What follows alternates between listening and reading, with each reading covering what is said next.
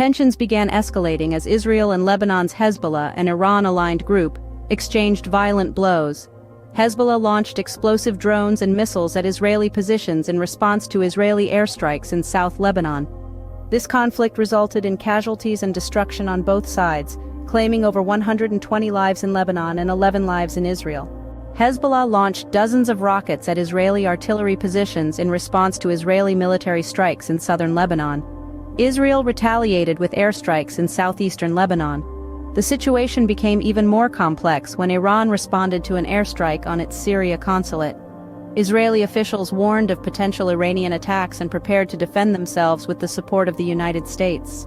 Iran's Islamic Revolutionary Guard Corps conducted military drills, firing 16 ballistic missiles with ranges between 350 kilometers and 2,000 kilometers.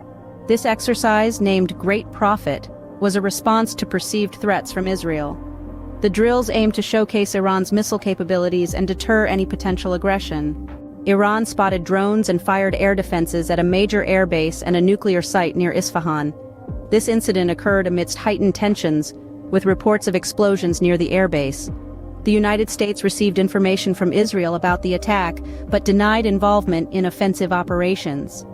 The attack coincided with Iranian Supreme Leader Ayatollah Ali Khamenei's birthday, and Israeli politicians hinted at their country's involvement. Air defense batteries were activated in multiple provinces in response to the drone sightings. To summarize, the current state of tensions between Iran and Israel can be traced back to a series of escalating conflicts involving Iran-aligned Hezbollah and Israel. These conflicts have been characterized by missile attacks, drone strikes, and airstrikes.